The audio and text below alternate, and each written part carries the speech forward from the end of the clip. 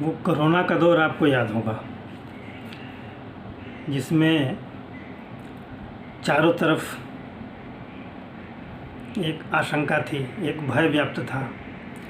कोई समझ नहीं पा रहा था कि ये बीमारी कैसी है, इसका इलाज कैसे होगा, इसका बचाव लोगों का इससे बचाव कैसे होगा। एक चारों तरफ एक अनिश्चितता का माहौल था। तब वैज्ञानिकों ने इसके बचाव के लिए वैक्सीन पर काम किया। उसी वैक्सीन की खोज के लिए इस वर्ष का यानी वर्ष 2023 का चिकित्सा का नोबेल पुरस्कार मिला। इस पुरस्कार को पाने वाले हंगरी मूल की अमेरिकी नागरिक कैटलिन कारिका और अमेरिकी विज्ञानी डू वाइजमैन को संयुक्त रूप से ये नोबेल पुरस्कार मिला है। उन्होंने mRNA तकनीक के आधार पर ये वैक्सीन तैयार की। इसे मैसेंजर RNA भी कहा जाता है। मैसेंजर RNA एक तरह का प्रोटीन है जो उस कोरोना के स्पाइक से लिया गया है और इससे ये वैक्सीन बनाई गई। ये काम ऐसे करती है कि जब संबंधित व्यक्ति के अंदर जब ये वैक्सीन दिया जाता है तो वो कोशिकाओं के निर्देश के अनुसार एक प्रोटीन बनाता है।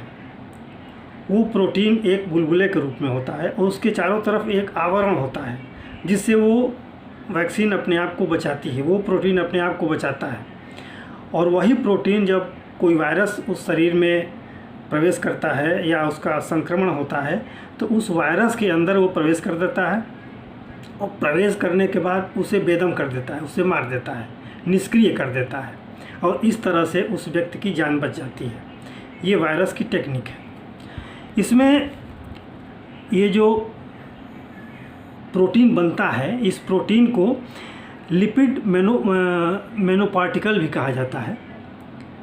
और फाइजर जो कंपनी से बनाई है, फाइजर ने भी इसके समर्थन में ये कहा है कि एक तरह का ये तरल प्रोटीन है जो अपने आप को सुरक्षित बुलबुले के रूप में तैयार करता है और संबंधित वायरस के शरीर के भीतर प्रवेश करके और उसे बेदम कर देता है, मार देता है, निष्क्रिय कर देता है और इस प्रकार उस व्यक्ति की जान बच जाती है।